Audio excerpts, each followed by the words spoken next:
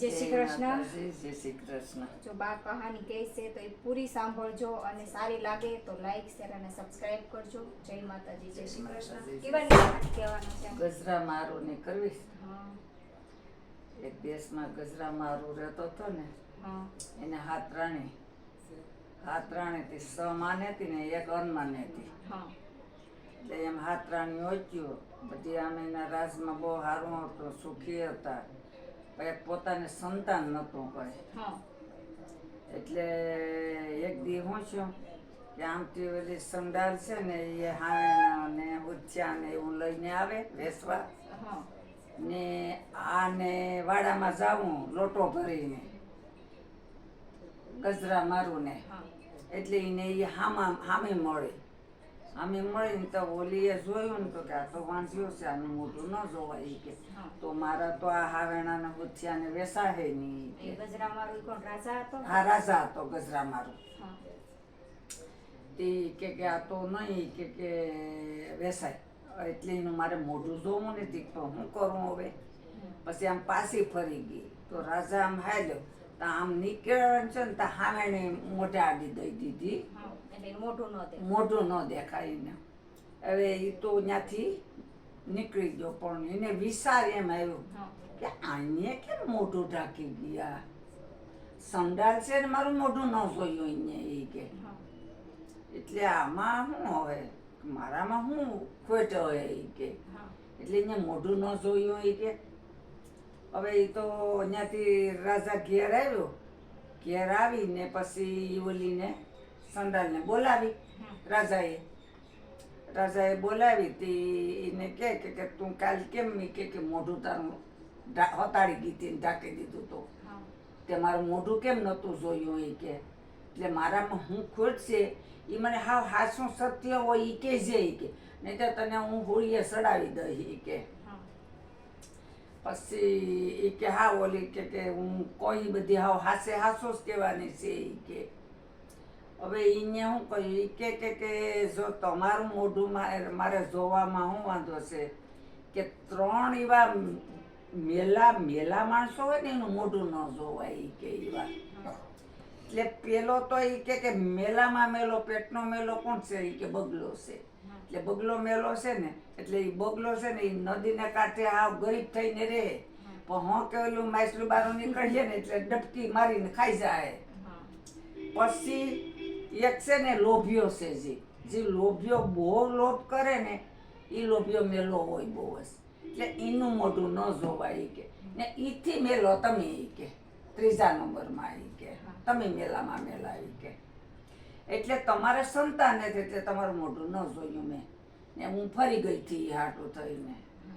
તો કે કોઈ વાંધો નહીં. પછી એના ઓલા માણસોને કે આ સંડાલને તમે 2 મણ ચોખા આપી દો તો ચોખા લઈ જાય ને ઘેર. એટલે આમ બધી હાચે હાચું કહી દીધું એટલે રાજાને હા એમ છું કે આને ગુસ્સો હાચું. તો એ ઉતરી હા, ગયો એમ. ઉતરી ગયો ને આ હાસી છે ઈ કે નહીંતર બધી. અમુક માણસ શું હોય કે હા, મોઢે હારું હારો વગાડે રહીને, અંદર. હા.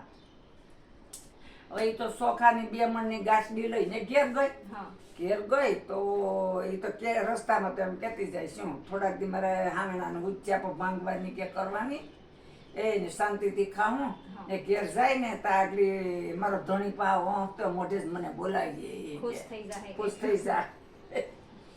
ઘેર જતા ઓલા એ ગાંઠડી આને માથે ભાળી કે ક્યાં આ એટલી ગાંઠડી ક્યાંથી તું લઈને આવી કે તો અમારે શું કામ છે ઈ કે જ્યાંથી લાવી ત્યાંથી ઈ કે. હા ઘેર લાવીને ઈ જોવાનું છે પછી ક્યાંથી લાવીને ઈ બધી તમારે કઈ પૂછવાનું નહીં.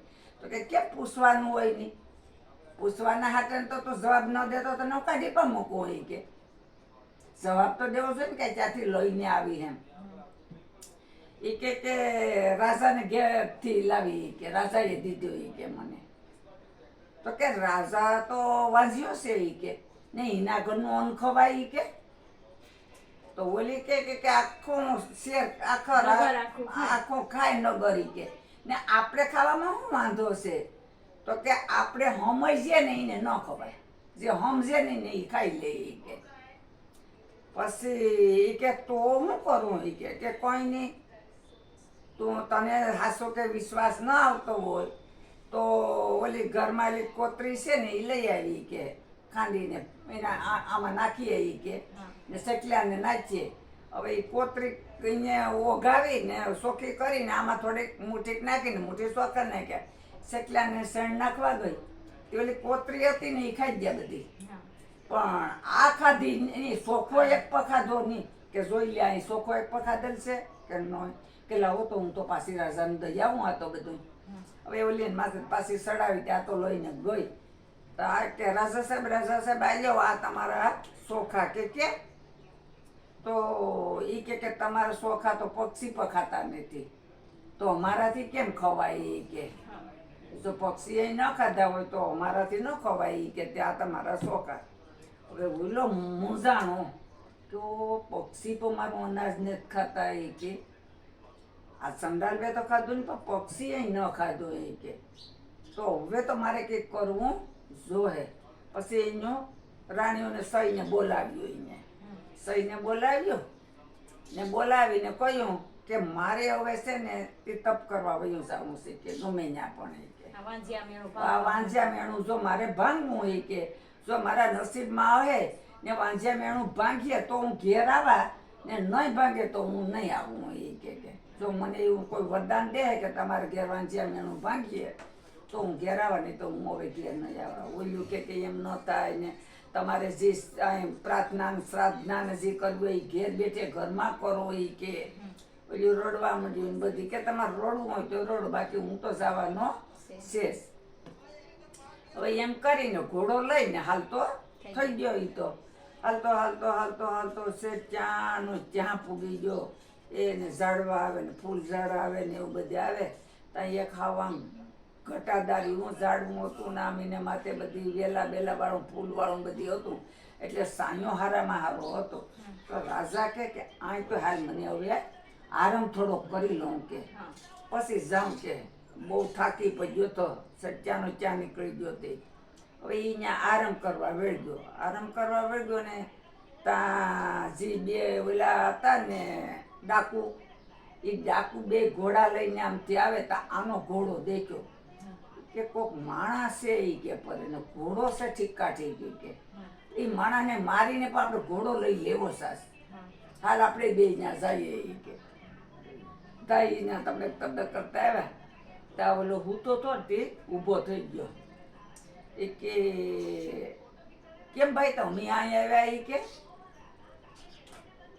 તો કે અમે તો કે તો તમારી જે ઈચ્છા કરીને આવ્યા હોય એ તમારું કામ કરી લો એ કે તમે વિચારીને જે આવ્યા હોય જે તમે વિચાર્યું હોય એ કરી લો એ કે હવે હું તો જો મને તો મરી જાઉં તોય પણ કઈ રાજા મનમાં વિચાર કરતો હતો કે હું મરી જાઉં તોય પણ મારે કઈ ઓલું અફસોસ નથી ને જો મરી જાય તોય પણ હું આય મરી જાય એ કે ને હું આ ઓલામાંથી છૂટો થઈ જાય કે આ વાંઝિયામાંથી કે ને જો આ શિવના ઓલામાં મરા એ કે તો ત્યાં મને વાસ બેહે શિવ એ કે એટલે ઈ ઝાડ હતું ત્યાં શિવનું મંદિર હતું આમ.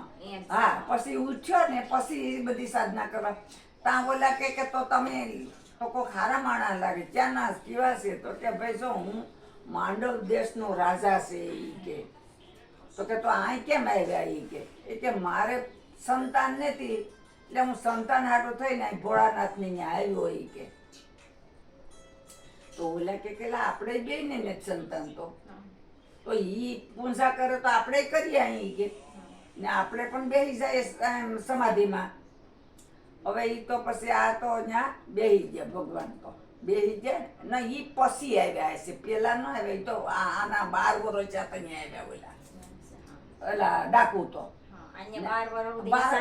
સાધના કરી ત્યાં 12 વર્ષથી કરતો હતો ત્યાં પછી 12 વર્ષે ઓલા આવ્યા ભગવાન પ્રસન્ન નહીં પ્રસન્ન છે નહીં ત્યાં ઈ આવ્યા એ આવીને અહીંયા પૂછ્યું ને બધે આપણે આમ કર્યું કે તમે ક્યાંના છે ને તો કે હું આ અમુક દેશનો છે તો તમે કેમ કે સાધના કરો કે મારે સંતાન નથી એટલે હું આ શિવની આવ્યો એ કે તો કે તો સંતાન તો અમારે પણ નથી તે અમે પણ કરીએ તો અમને સંતાન પ્રાપ્તિ થાય એ કે તો કરો એ કે હવે એ તો એ બધીમાંથી શિકાર લઈને પણ આવ્યા હે એના ખોલામાં નાખેલો હે ઘોડાના માથે. હવે એ તો અહીંયાથી ઉતર્યા ને ઉતરીને ઘડીક આને બે દી કર્યો તો 2 દિવસે તો ભીખ્યાય ખરેખર છે ઓલા તો તે કે પેલા આપણે તો ભૂખ પર લાગીને હવે તો આપણાથી થાય એમ જ નથી આ સાધના કે પછી કે તો શું કરવે એ કે તો ખાઈ લઈએ પછી બસ પાછા કરીએ પછી તો ઊભા થઈને આ તો ત્યાં ને ત્યાં જમ્પ કરતા હતા ભોળાનાથને ત્યાં ઓલા ઊભા બે થઈ ને એમાં ઓલો જે પ્રાણી મારીને આવ્યા હે ને એ લઈ આવી ને શંકર બાપાની જે જલધારી હતી ને એને માથે રાખીને કાપીને બધી કટકા કરતા હતા ત્યાં એને માથે હાવ આમ બધીમાં લોહી ને એવું બધું વયું જતું હતું ને તો શંકર ભગવાને વિચાર કર્યો કે આ તો મને આખો અહીંયા લોહી શાણ કરી દીધો છે કે આની તો મને ભ્રષ્ટમાં નાખી દીધો એ કે ને આનું કઈ નહીં કરું તો આ તો આઈ કાયમ માટે રહી જાય ને કાયમ આવું કરજે એ કે એટલે પછી એ સાધુનો વેશ લઈને આવ્યા સાધુનો વેશ લઈને આવ્યા કે હું છે ભાઈ કે તો એ કે અમે તો અહીં સાધના કરવા આવ્યા શિવની તો કે તો શિવની સાધના કરો પણ તો તમે યાર કે કામ જ કે અમારે પુત્રો ને તે અમારે પુત્ર જોઈએ છે કે એટલે અમને આપો પુત્રો તો કે હા તો તમને હું પુત્રો આપું કે આને તો અહીંથી કાઢવા જ પડીએ હવે કરીને હા હવે એ તો ત્યાંથી પછી કે જો ઉપર એક આંબો છે ને આંબેથી 2 કેરીઓ લઈ આવો જા 2 એકો કે કેરી લઈ આવો હવે એ તો 2 એકો કે કેરી લઈ આવ્યા તો કે આજે આ તમારી બાયુને 2 ખવડાવજો કેરી તમારે જે સંતાન પ્રાપ્તિ થાય એ કે હવે આ રાજા કે હું 12 વર્ષથી અહીં કે તપ કરું તો 12 વર્ષમાં એક દિવસ સપનામાં પણ મને અહીંયા નથી દીધા કે ને આને તો 2 દિવસે તો 2 દીમાં આને તો પ્રસન્ન થઈ ગયા કે ને અહીંયા તો આ બધા ગંધવાળો કર્યો નહીં અહીંયા પ્રસન્ન થયા છે કે આ તો હાવ અન્યાય છે ને ભગવાનનો તો એ કે એટલે ઓલા તો પછી બેયને વયા ગયા ત્યાંથી ને આને કહ્યું કે આને તો હજી ઓલું દીધું ને તો અહીંયા કંઈ વરદાન દીધું નહીં એ કે હવે પાછો બીજો ભાગ આવ્યો ને બીજા ભાગમાંથી વરદાન દે આના ભાગ છે એક પેલો છે ને પછી બીજો પેલો ભાગ પૂરો આગલો ભાગ પછી કાલ કરીએ કે જલ્દી કરીએ તે દીપો હવે આની બીજો ભાગ કરવાનો હા વાર્તા સારી લાગી હોય તો લાઈક શેર અને નવા હોય તો સબસ્ક્રાઇબ કરજો જય માતાજી જય શ્રી કૃષ્ણ